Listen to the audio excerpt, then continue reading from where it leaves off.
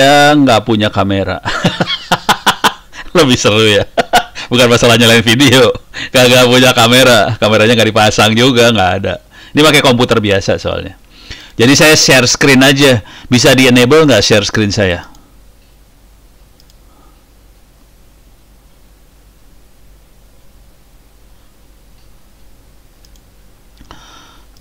Oke, sudah share screen. Sudah siap. Ya, oke.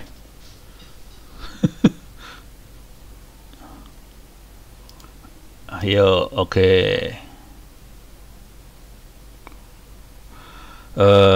Tentang big data gitu kan ya? Apa?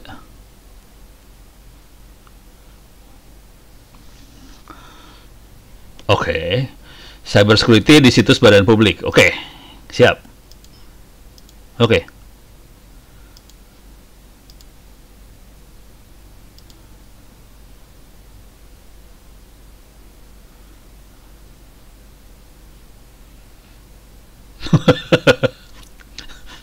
Oke. Itu ada dua makhluk loh itu. Ada AI, ada cyber security ya. Oke. Yang pertama urusan cyber security dulu. Jadi teman-teman secara sederhananya gini lah. Anda perlu belajar dulu yang namanya cyber security gitu. Buat teman-teman semua, pertama adalah belajar cyber security. Silahkan masuk ke ini. Saya masuk ke e-learning saya ya, LMS Ono Center ORID/Moodle. Terus dimasuk di kursus. Di sini agak di bawah. Di bawah ini diajarin cyber security. Oke. Ini kuliahnya. Ini kuliah. Mampus lu pada. Nah, sekarang ini banyak orang IT pun nggak tahu sih sebenarnya bahwa untuk ngerti cyber security, ini kan ada cyber security ya. Ini ada virtual private network, ada web application firewall, ada pertahanan host, ada intrusion detection, ada basic data security, segala macam. Untuk bisa ngerti ini dengan baik, harus ngerti teknik nyerangnya dulu. Jadi ada, ya ibaratnya gini lah, kalau kita jadi polisi mau nangkep maling, kalau kagak tahu cara maling kerja, ya bonyok lah polisinya, gimana cara mau nangkep maling, nggak tahu cara maling kerja. Jadi Anda harus ngerti teknik serangan sih sebenarnya. Jadi teman-teman itu harus ngerti teknik serangan. Makanya di sini ada kuliahnya, ada intro hacking, persiapan hacking seperti apa, proses intelijennya hacking seperti apa, nyadap seperti apa, menyerang wireless gimana, jebolin password gimana, serang database gimana. Jadi harus ngerti ini dulu semua. Oke, cara ngerang file sharing gimana, baru nerangin ini. Ini skill banget, cara pertahanan host segala macam. Ada ilmu di atasnya lagi dari cyber security, namanya forensik. Ini dipakai sama aparat ya, kayak kejaksaan atau penyidik, forensik. Ilmu orang yang ngerti forensik harusnya nguasain ilmu cyber security. Harusnya, teorinya kayak gitu. Kenyataannya sih kagak sih. Dan ada dua jalur nih, ada dua jalur. Yang satu forensik, itu yang skill sifatnya.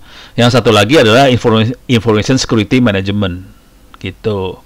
Yang ini lebih ke arah manajemen, aturan, tata kelola segala macam. Contoh tata kelola kira-kira gini. Kalau Anda bikin password, harus seperti apa sih passwordnya? Disimpan di mana sih passwordnya? Itu namanya tata kelola. Jadi ada urusan tata kelola. Di tata kelola juga harusnya orangnya menguasai soal ini ya. Soal apa sih? Jadi lupa tadi. Mau ngomong lupa, hilang di kepala. Saking banyaknya langsung hilang. Kira-kira ke arah situ. Oke, jadi ini kalau secara umum kalau diterangin, pertama ini dasarnya harus ngerti jaringan, terus naik ke atas ngerti nyerang, terus naik ke atas baru cyber security, baru nanti di atasnya forensik, terus tata kelolanya. Itu dari sisi administrasi. Dari sisi sistem yang besar. Harus ngerti seperti ini. Jujur dulu ya, ini mahasiswanya ada puluhan ribu, yang bisa lulus dapat nilai A cuma sekitar 20-an. Iya, jadi kenyataan hidupnya masalah paling besarnya bukan ilmunya sih. orangnya cuma segelintir yang benar-benar ngerti. Jadi saran saya sih sederhana aja sih. Ini free ya, ini semua free. Seluruh orang bisa akses, cuman pas ngerjain ujiannya baru ketahuan. Jadi sebagian besar orang cyber security yang ada di KL segala macam nggak nguasain ilmunya sih sebenarnya, cuman punya jabatan aja. Kita bagian cyber security, pas ditanya cyber security itu apaan, caranya gimana, kagak ada yang tahu. Jadi teknik pertahanan yang paling gilanya adalah yang kayak gini. Nah, orang forensik ini hitungan jari sih, tapi ini untuk konteks kita nggak masuk sih sebenarnya.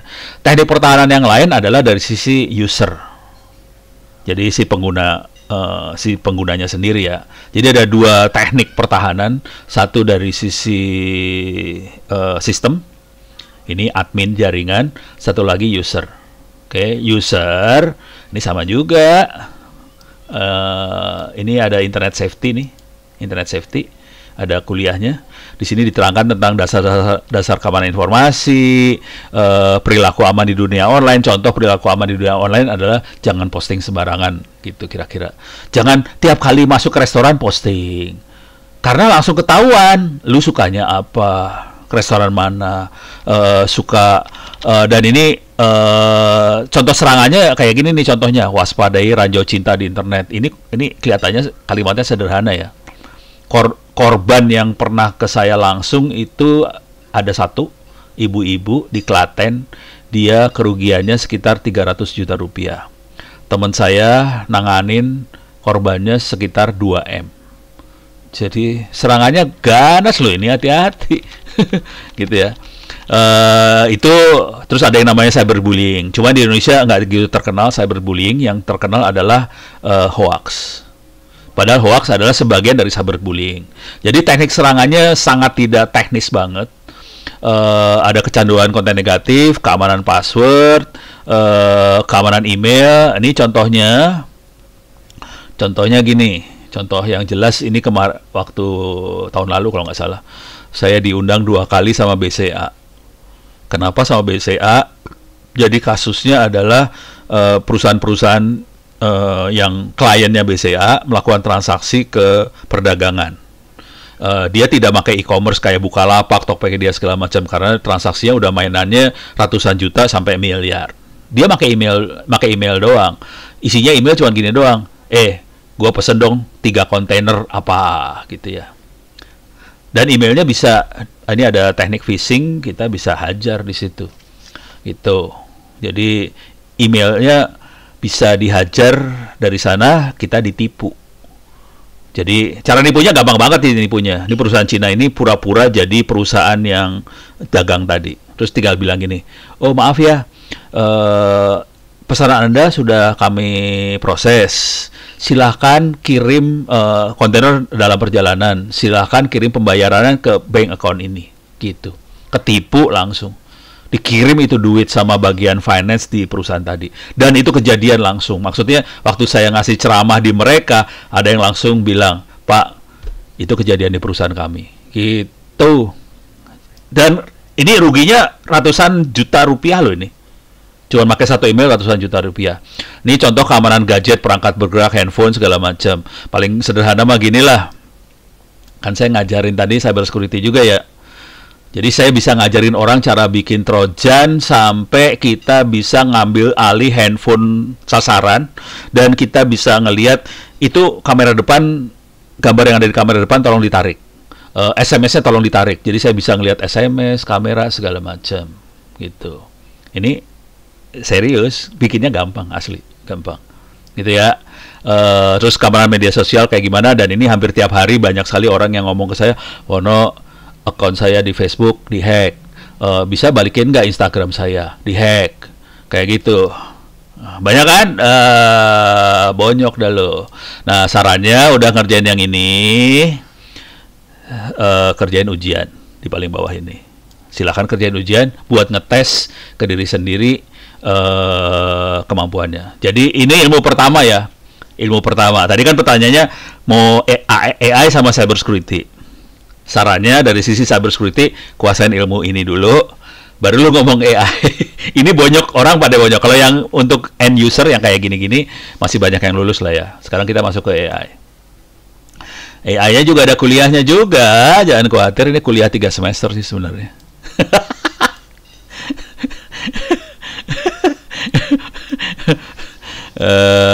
Ini dia AI, data engineering. Saya ngomongnya bukan AI ya. Saya bilangnya data engineering. Ini data engineering, bisa dilihat di sini data engineering. Ini kuliah 3 semester sih sebenarnya. Semuanya saya kasih di sini. Jadi kita bisa belajar bagaimana proses data sampai jadi yang disebut AI tadi. Di balik itu sering orang pakai istilah deep learning lah, machine learning lah, ada artificial intelligence lah, ada macam-macam. Tapi kalau kita sederhanakan, tujuan akhir dari artificial intelligence bukan robot sih sebenarnya. Robot itu bentuk yang supaya orang gampang nerimanya. Tapi tujuan akhirnya cuma 2. Satu adalah buat jadi dukun, buat prediksi ke depan. Yang kedua, kita melakukan klasifikasi. Kira-kira kayak gitu. Proses di dalamnya sebenarnya cuma persamaan linear yang diajarin di SMA dan regresi aja, regresi linear doang. Jadi kira-kira bentuknya cuma gitu doang sih. Cuman sebagian besar kalau kita ngomong sama presiden sama itu, wah ya hebat banget, oh bisa buat robot apa, padahal sih dalamnya sih blow on banget sih. Kagak ada data ya nggak bisa jalan AI-nya, kira-kira kayak gitu. Yang keren bagaimana teknik kumpulin datanya, itu yang keren, kira-kira di situ. Oke, jadi kira-kira 2 itu ya. Jadi fondasi dasarnya kalau mau jalan 2 itu harus dikuasain. Ini bukan buat situ ya maksudnya. Buat orang lain yang pengen cyber security dengan AI, yang harus menguasain 2 makhluk ini sih sebenarnya. Dan cari orangnya setengah mati di Republik ini, asli. Biasanya orang AI terlalu geek banget, terlalu statistik banget. Orang AI sangat statistik banget. Orang cyber security sangat geek ke cyber security-nya. Dia disuruh ngomong AI puyeng kepala gitu. Jadi dua-duanya nggak nyambung itu 2 makhluk. Oke, sekarang pertanyaannya apa?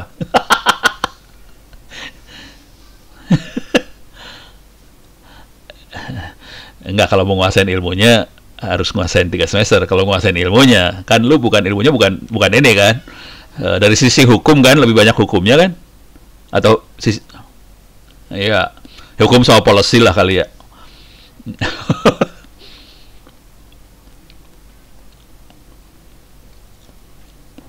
Oke.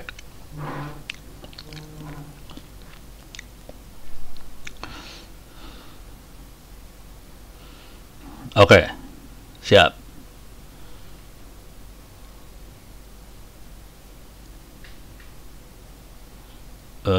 Saya bukan strategi ya. Di model saya kan isinya ilmu benernya, bukan strategi loh itu. Itu betul-betul skill. Cara ngeset server biar aman seperti apa, bukan strategi itu. Itu skillnya. AI-nya saya juga betul-betul skill ya. Bagaimana kita menganalisa data. Kayak gitu. Jadi skill banget ini semua. Kalau ilmu yang ada di saya lebih ke skill. Jadi kalau mau nanya, kalau ke saya nanya, jangan yang ke skill, bisa tewas lu ntar.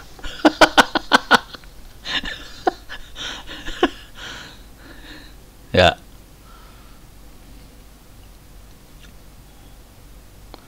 Strateginya.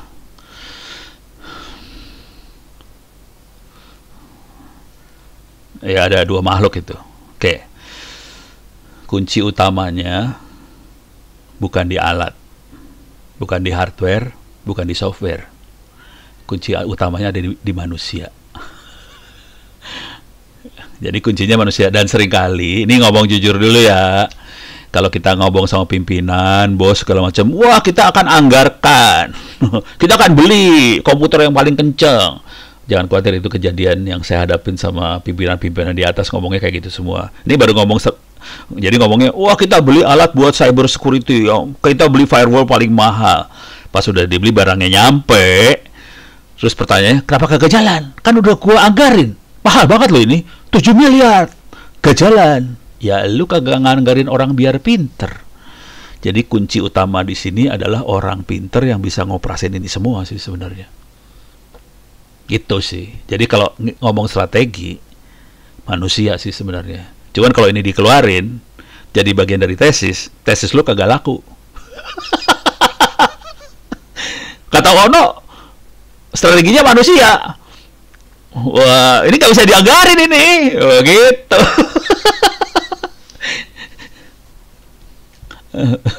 Jadi, kalau training, ini ngomong terus terang aja ya, kita ngomong belak-belakan aja dah. Pernah ngelihat training di Republik Indonesia belum?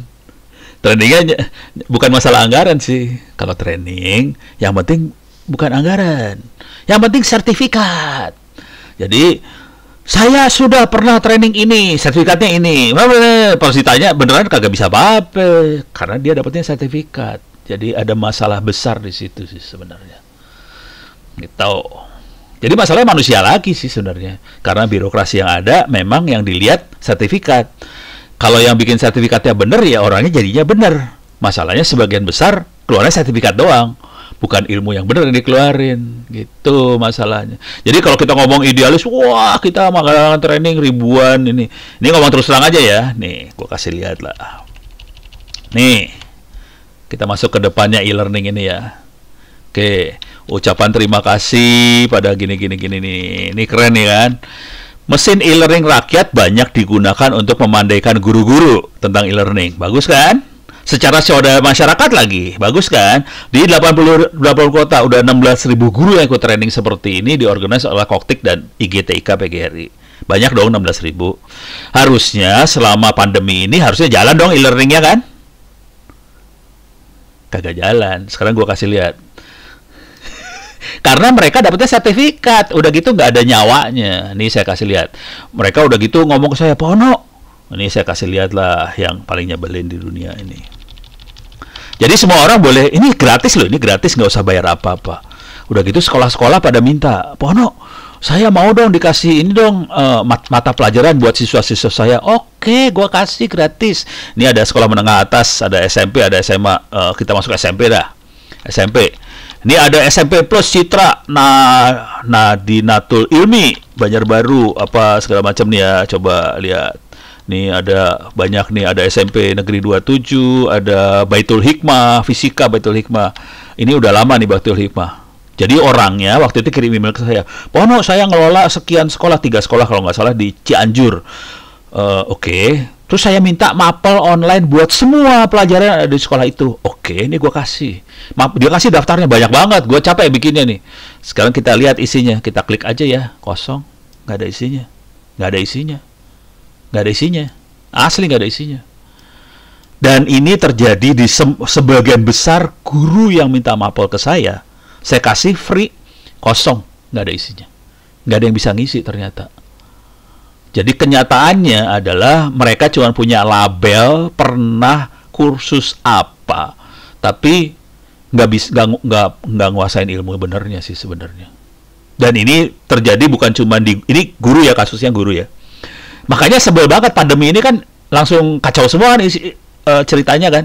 Nggak ada yang bisa bikin e-learning, proses sekolah nggak ada yang jalan lah, orang gurunya model gini. Nah ini terjadi juga sama tadi AI sama data center. Jadi mindset yang ada di pimpinan adalah pengadaan barang. Kita taruh barangnya, udah ditaruh. Terus kan gue udah anggarin, bikin training udah gitu. Tapi nggak jalan semua, orang dapetnya sertifikat. Gitu. Paham ya? Sakit hati. Kalau Anda udah di sistem sakit hati. Saya sih sakit hati. Dan ini gue kasih gratis langsung. Saya kasih gratis. Lo nggak usah nganggarin dah, gue kasih gratis dah. Gitu. Sampai kayak gitu saya tuh. Gitu.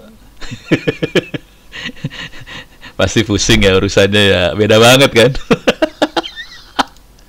Ini dunia nyata ya, dunia nyata separah itu sih sebenarnya begitu. Makanya saya lebih cenderungnya ke arah manusia. Kenapa manusia? Tadi alat-alat yang kita butuhin, mau cyber security, mau AI segala macam, barangnya bisa kecil-kecil sih sebenarnya. Perorangan atau satu instansi kecil juga bisa beli sih. Gitu. Ini mau tahu? Ini servernya.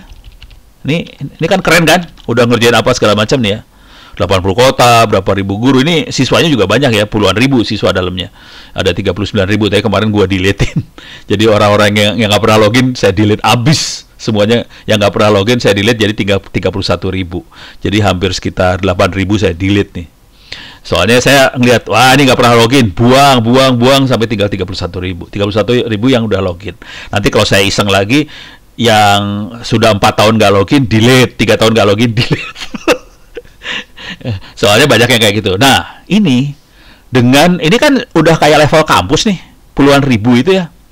Servernya, mau tahu, cuma 4 core, memori 4 giga. Harganya nggak sampai 10 juta perak. Gitu. Jadi kampus pun bisa beli sih sebenarnya. Dan ini saya pakai juga buat ngajarin macam-macam.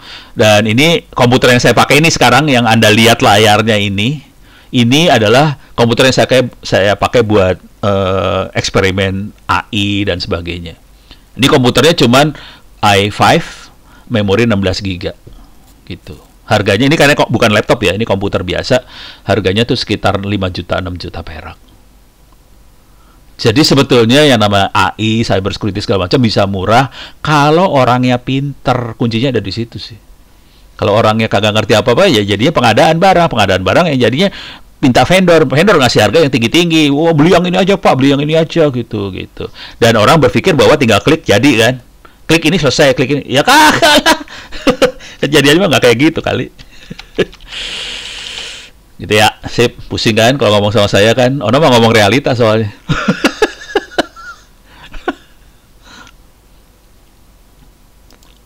Oh ini direkam ya, jangan khawatir. Ono rekam nanti diupload ke YouTube.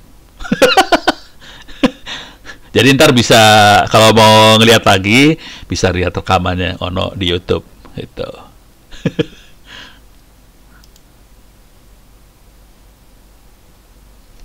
Siap.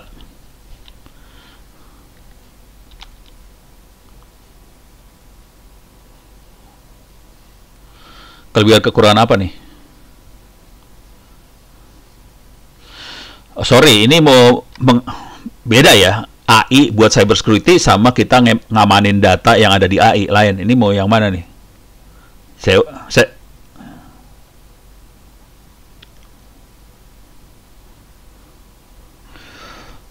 Oh, jadi bukan mengamankan data yang di AI. Oke. Ini ngomong terus terang dulu ya. Kalau kita bisa jalanin AI buat cyber security, keren banget. Keren banget. Contohnya adalah yang ini nih.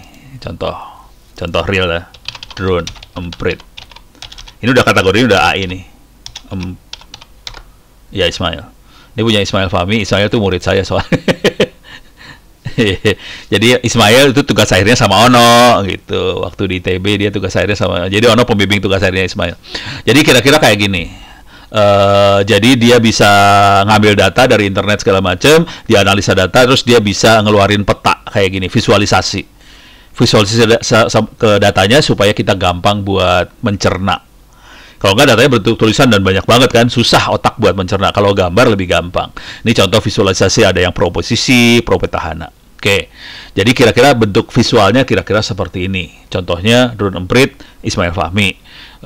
Nah, yang jadi masalah orang yang seperti Ismail Fahmi itu akan jari di Republik ini loh. Itu yang jadi masalah. Jadi ya kalau bisa dilakukan ideal, keren. Masalahnya orang itu hitungan jari. Itu yang jadi masalah besar. Dan ilmu di belakang ini ada semua di internet sebetulnya. Di e-learning saya juga ada sih sebenarnya. Cuman orang yang mau belajar bener sampai pinter hampir nggak ada. Sebagian besar orang langsung mental pas ngeliat tulisannya bahasa Inggris. Itu mental semua langsung. Asli, sebagian besar mental. Dan saya kan ngasih e-book free ya. Anda bisa lihat di sini saya lah, di wiki saya lah. Salah pencet e-book. Oke. Di sini di bawah nanti ada nih Ono Center e-book. Saat ini perpustakaan digital Ono Center ada sekitar 2-6 terabyte bisa di copy. Ini hasil ngumpulin sumber internet selama 10 tahun lebih. Tidak di hosting di internet, bisa ngopi. Oke. Karena banyak yang suka nanya saya bayar berapa, ini jawabannya. Anda bayarnya pakai doa setiap habis sholat. Doain supaya mampir Ono diterima dan lipat gandakan. Dan ini free, bayarnya berapa? Bayarnya cuma gini doang. Selipin duit 20.000 untuk transport Jakarta-Bandung. Kalau Jakarta-Bandung. Yang masalah kalau ke Papua atau ke Kalimantan. Kemarin 200.000 untuk ke Papua.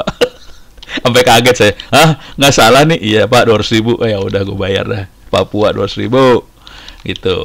Ke jadi ternyata mahal transport ke sana. Tapi intinya ilmunya free. Nah, kemarin saya kopiin buat ke Kuningan. Komentar pas nerima orang Kuningan komentarnya gini, Pak, nggak ada yang bahasa Indonesia Pak, mateng dah gue. Jadi dan ini banyak yang kayak gitu. Akhirnya saya tulis gini akhirnya ya. Buku bahasa Indonesia saya masukin di sini. Kalau isi kertas apa yang pengen copy, saya tulis. Kalau lu pengen copy bahasa Indonesia, tulis dulu bahasa Indonesia. Saya akan copy yang bahasa Indonesia. Soalnya banyak sekali yang komplain. Jadi masalah paling besar adalah bahasa sih sebenarnya. Dan kemauan buat baca. Gitu. Pusing ya?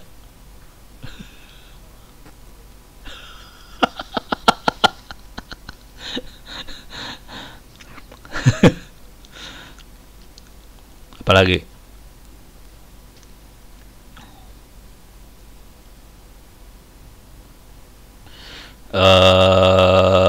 AI buat ini ya. Secara ilmu gini lah kira-kira secara ilmu. Secara ilmu gede, ilmu benernya ya. Mendingan pakai Pinta kali. Ilmunya sih nggak susah sih, sebenarnya gampang. Jadi gini. Misal kita punya router. Oke. Terus ini ada internet. Oke. Terus ini ada sambungan ke internet. Router ini akan nyatet di log. Ada log file, tempat catat, dia nyatet semua transaksi apa yang ada di internet. Oke. Transaksi apa yang dilakukan ini misalnya ada router, ini ada LAN di belakangnya, ini LAN. Oke. LAN. LAN-nya nyambung lewat router ke internet. Nah, ini masukin ke log file. Ada catatan kan log. Log adalah data. Nah, data itu tinggal diolah sama ini AI-nya di sebelah sini. Jadi AI-nya ngelihat data-data tadi, catatan-catatan tadi, terus dia identifikasi. Oke, ini adalah serangan, ini bukan serangan, ini serangan, ini bukan serangan. Jadi dari sini nanti keluar. Oh, oke, ini ada serangan loh. Oh, oke, ini aman. Ini kalau bentuknya traffic. Kalau bentuknya yang dikerjain sama si Ismail Fahmi, mana Ismail tadi? Drone emprit. Caranya dia agak lain. Caranya dia adalah ini servernya dia ngambil data ke internet. Oke, dia ngambil data bentuk tulisan segala macam, terus dia melakukan klasifikasi. Oh, oke, ini adalah bagian yang pro oposisi, yang ini bagian yang pro petahana, gitu. Dia klasifikasi. Cuman gitu doang sih sebenarnya. Sesederhana itu sih sebenarnya. Dan ini prosesnya regresi linear ya, asal tahu aja. Ya, positif negatif itu regresi linear loh. Walaupun itu kata-kata kita mainnya regresi linear gitu. Gampang banget sih sebenarnya. Gitu. Masalah regresi linear bisa dilihat di video saya ya. Pasti saya udah pernah terangin soalnya di video. Ya udah. Iya itu. Gampang kan? Gampang banget kan? Emang gampang. Cuman codingnya aja susah. Udah, konsepnya sih gampang, konsepnya gampang, gitu. Udah cuma gitu doang sih. Ini nggak bisa. Ya berarti gimana?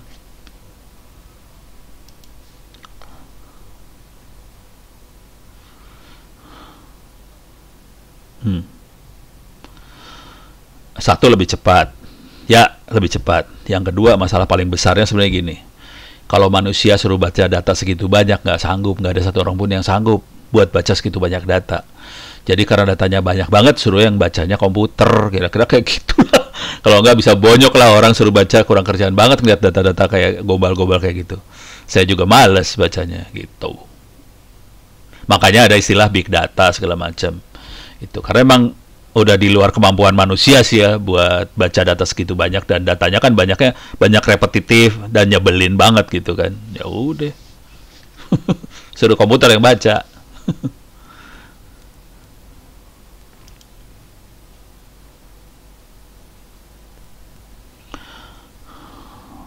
Ya kekurangan atau masalah ya. Jadi masalah ya boleh terserah nyebutnya apalah. Intinya problem kita sebagai di Indonesia yang paling besar adalah SDM. Dan kalau kita ngomong SDM, semua orang nganggap remeh sih sebenarnya jujur. Coba ya ngomong SDM ke menteri mana gitu. Ah gampang, ntar kita bikin aja program buat training segala macam. Dia nggak remeh kayak gitu. Yang kejadian programnya on semua keluarnya. Dan saya udah ngalamin banget.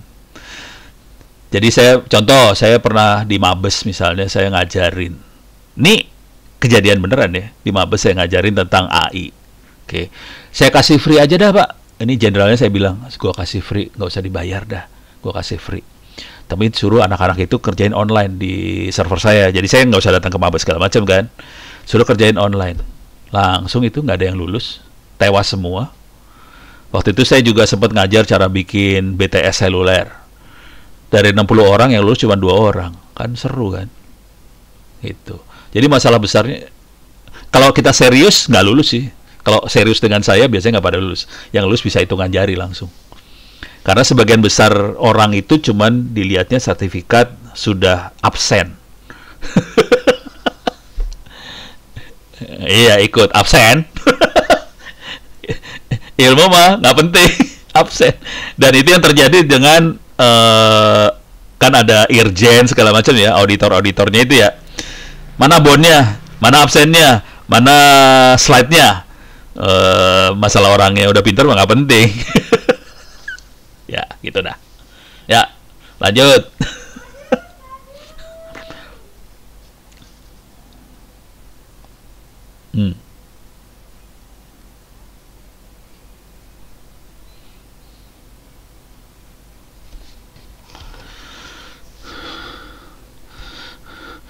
Dari sisi teknologi sebenarnya nggak susah, gampang. Teknologinya gampang sih sebenarnya. Kita bisa ngebangin, bangsa ini bisa ngebangin itu. Teman-teman di kampus bisa sih ngebangin itu sih sebenarnya. Yang jadi masalah besar adalah attitude-nya. Attitude si para pimpinan di atas, attitude yang pembuat anggaran segala macam. Kalau polanya seperti sekarang, yang penting administrasi beres, bon ada, absen ada, nggak jalan itu semua. Ini ngomong terus terang ya, saya udah terlibat banyak, teman-teman ngelibatin saya ke beberapa proyek lah. Sakit hati sih sebenarnya. Sakit hati dalam artian oke, secara administrasi proyeknya selesai, duitnya dianggarkan, bonnya lengkap semua, nggak ada korupsi, nggak ada apa sih istilahnya yang ngasih hadiah ke ya kayak gitu-gitu, nggak ada sih. Secara itu bener semua, komputernya ada semua, terinstall, cuman mangkrak, nggak jalan sih. Itu contohnya banyak sih, bisa dicari di Google juga sih, foto-fotonya kelihatan sih barang-barangnya mangkrak. Gitu, masalah gedenya itu. Itu yang seru adalah itu tidak terjadi di swasta loh. Di swasta lebih gigih mereka. Saya kategorinya udah orang swasta sekarang. Dulunya saya PNS. Saya dulunya PNS sih. Cuman saya kategorinya swasta. Kalau kita di swasta, kita bener-bener punya duit 1 rupiah, 2 rupiah, kita hitung beneran. Dan kalau bisa 1 rupiah, 2 rupiah yang kita punya harus jadi sesuatu. Nggak boleh sampai hilang masuk ke keranjang sampah. Jadi sistem yang kita buat bener-bener jalan semua akhirnya. Mentalitas swasta itu yang perlu dimasukkan ke aparat negeri kita sih sebenarnya, itu sama birokrasinya. Itu sih yang paling penting sih sebenarnya.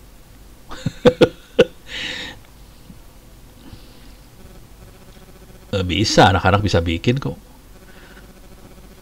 Ini teman-teman saya ya saya kan gabung sama anak-anak yang bikin cyber security ya, security namanya. Ini saya kasih lihat lah, security, pakai x.id. Oke. Ini bikin sendiri loh ini.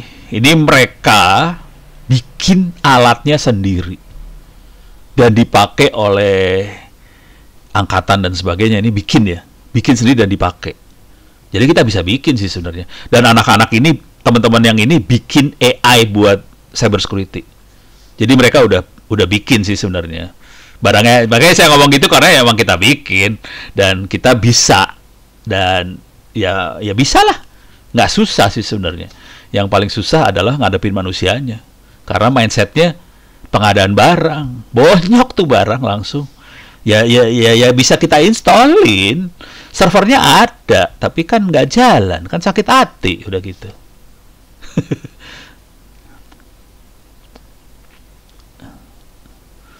yang beli ini lihat aja di sini bisa dibaca sih nih, no baca bentar, dia lagi lewat nih, bentar, ini kan nih strategic government institution, highly sensitive information, nih Bank Indonesia, BSSN, Kejagung, Kemdikbud, pemerintah bejibun, nasional juga banyak yang make, asli banyak, makanya saya bisa ngomongnya rada-rada kacau, soalnya saya tahu banget rada-rada gimana gitu, sakit juga sih.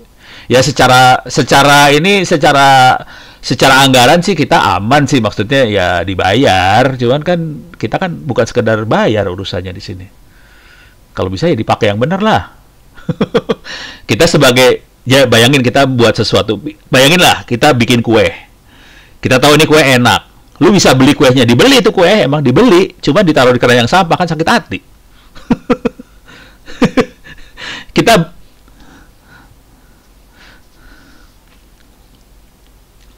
ya iyalah, orangnya kan bukan kita lah, orangnya dari mereka gitu.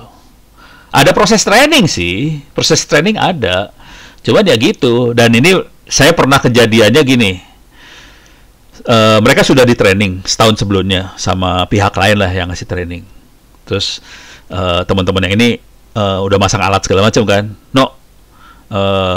kita butuh ngasih training ke mereka tentang cara pakai alat ini segala macam. Oke, datanglah ke situ. Udah setahun nih, mereka udah di training pihak lain. Terus saya kasih penjelasan dong, cara kerja alat ini gini. Tapi ngeliat muka orang kan, saya ngeliat mukanya orang. Kok tampang lu gak ada yang ngerti? Oke, saya mundur dulu ke ilmunya dulu ya. Kan kelihatan muka orang kagak ngerti kan kelihatan. Mundur, cekrek, mundur satu step, masuk ke ilmunya. Tetap kagak ngerti kan? Mundur lagi ke dasar-dasar, kagak ngerti. Pertanyaannya, saya langsung nanya di sini. Saya nanya nih, emang kemarin kan kalian udah di training setahun? Iya pak. Terus kenapa kagak bisa? Kan kemarin kita trainingnya pakai slide doang. Jadi kita ngertinya slide-nya aja. Lainnya kagak ngerti. Udah gitu kita kagak ada praktek. Ya, kan ini udah skill semua sebetulnya. Harusnya praktek. Nah, itu pimpinan nggak tahu kayak gitu-gitu. Pokoknya udah training, slide doang, bonyok lu pada tewas dulu. Begitu kisahnya. Seru ya? Nggak segak. Hah? Ya karena gue orang lapangan banget. Saya kan orang lapangan, tahu kondisi lapangan bener.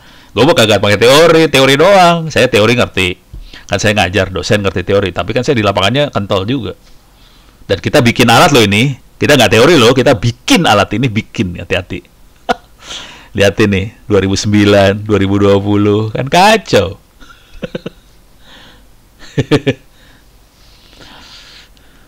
Mulai pusing ya? Cuman saya termasuk yang kategorinya belak-belakan ya, saya ngomong apa adanya, saya belak-belakan. Kalau Anda ngomong sama teman-teman ini, mereka nggak seberani saya buat belak-belakan. Itu.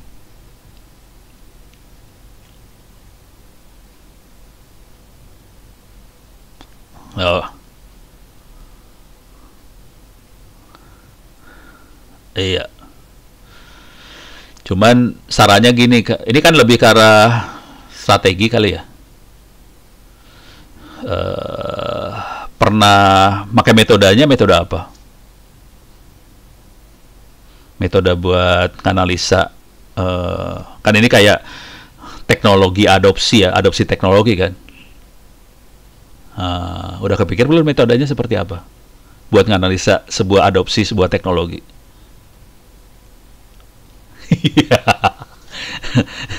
Lu ntar bikin tesisnya cuma gini ya, menurut pendapat Pono kayak gini gitu ya. Udah kebayang lah. Ngaco. Jadi ini sekalian harus ngajarin orang metode buat ngukur sebuah adopsi sebuah teknologi. Saran kalau bisa sih baca-baca TAM, TAM Technology Acceptance Model. Oke. Tapi ini statistik loh, ini urusannya statistik di sini. Tapi nanti statistik ya. Ini yang paling gampang yang inilah. Jadi ada eksternal variabel, kita ukur eksternal variabelnya misalnya masalah trust, masalah ekosistem yang ada seperti apa. Tapi bentuknya wawancara dulu, nanti diukur pakai statistik. Jadi diukur pakai statistik, perceiveness usefulness, perceive easy to use, kemudian attitude toward using, akhirnya kita ngerubah behavior sih, merubah perilaku orang untuk menerima teknologi tadi. Jadi ini yang sering, salah satu yang dipakai adalah yang ini. Kalau yang lebih ininya adalah yang unified, nah ini, you out. Ini yang lebih ribetnya yang ini. Oke. Kebetulan kemarin saya nguji orang mahasiswa S2 sih dari Brunei. Saya kasih lihat aja lah ya. Bentar, salah. Masuk sini, Dharma Jaya, Brunei. Ini dia. Ini S2 Brunei. Ini S2 ya, levelnya S2 bukan S3 ya, ini S2 Brunei. Adoption of digital marketplace in Brunei. Dan dia sudah, waktu dia ngirim ini ke saya, dia apa sih namanya? Dia sudah publish paper. Jadi papernya udah keluar, baru tesis dikeluarin. Nah, kalau kita lihat nanti di dalamnya dia pakai, nah nih kelihatan di daftar isi, kelihatan sih daftar isinya. Nih, sorry. Ini dia. Kelihatan dia pakai TAM sama unified teorinya ya. Oke.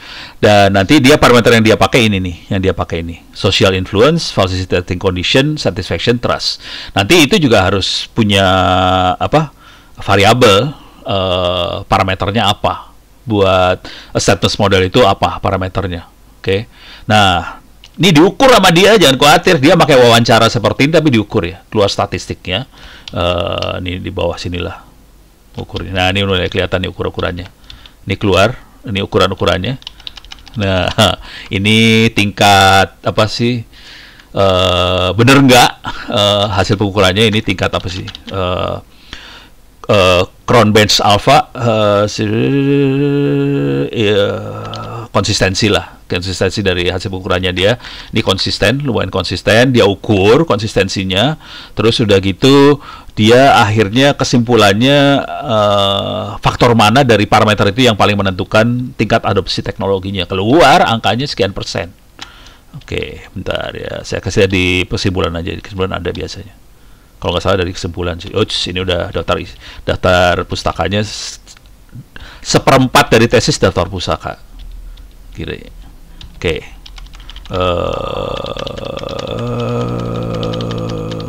Di atas berarti. Ada sini conclusion, mana ya, recommendation, waduh kagak ada di sini, apa di tempat lain ya. Berarti adanya di waktu dia bahas hasil ininya dia, mana ya, jadi nggak ketemu. Saya cari ininya di trust. Ada banyak trust. Sorry. Oke.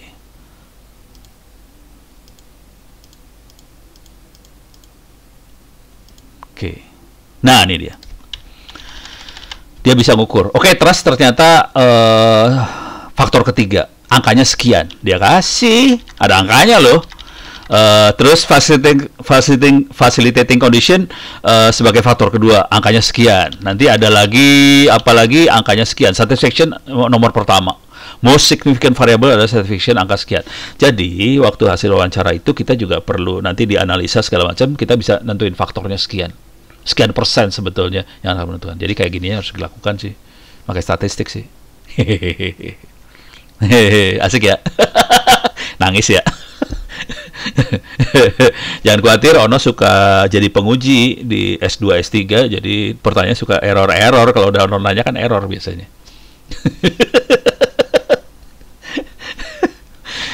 Ini pembimbingnya ngajarin ginian kagak ya?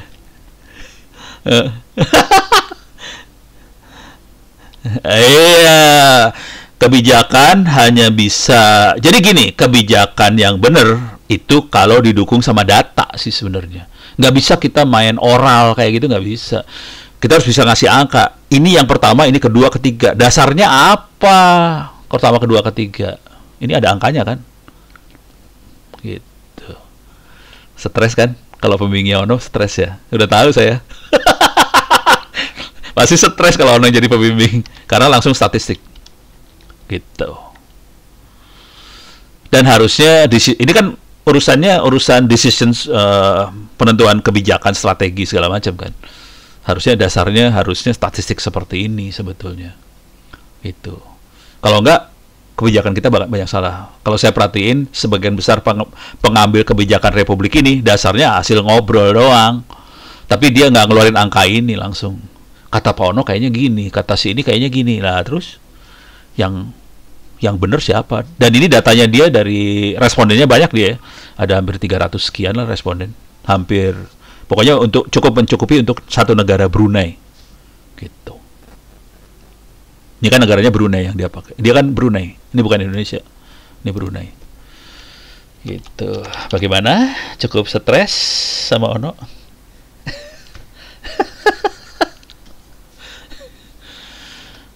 Ada lagi? Aman? Ya udah. Sarannya ini aja sih. Tolong belajar statistik, tolong bisa sampai ke model TAM sama Unified Theory buat acceptance technology kayak gitu. Kuncinya ada di situ soalnya.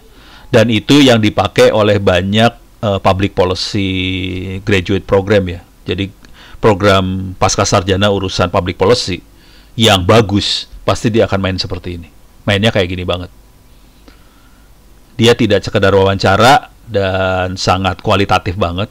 Dia akan dari kualitatif jadi kuantitatif. Tahu.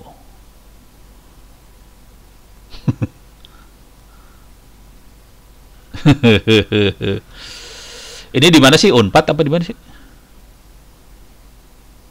Oh, Bakri. Oh, Bakri apalagi lo? Jakarta lo. Sampai kagak bisa mah keterlaluan banget. Kalau Unpad gue masih percaya lah. Bakri lo kagak bisa, keterlaluan pembimbingnya ini mah. Hah? Ya kan negeri, biasanya tekanannya nggak segede swasta. Swasta tekanannya tinggi banget. Sudah disuruh nulis paper jurnal belum?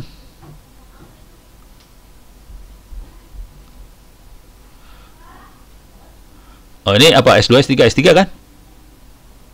Oh S1, masih selamat. S1 masih selamat hidup loh. Ini stres ini belum ada sih. Cuman kalau bisa mulai ngelihat ke arah sini. Karena ini akan jadi dasar buat S2, S3 sebenarnya ntar. S2, S3 diajarnya ke sini. Gitu. Sayangnya banyak dosen-dosen nggak sampai ngajar seperti ini sih. Fakultasnya apa? Hukum? Fakultas hukum atau hah? Politik. Ya tetap butuh yang seperti ini, siapa lagi politik loh. Harus bisa ngelihat petanya lebih dahsyat. Saya politiknya pakai statistik soalnya, kita pakai perhitungan politiknya. Iya, kalau ini kan acceptance model ya. Teknologi acceptance model. Jadi ntar bentuknya macam-macam sih ntar. Bisa apa aja. Gitu. Kebetulan ini teknologi, jadi udah acceptance model. Oke. Beres.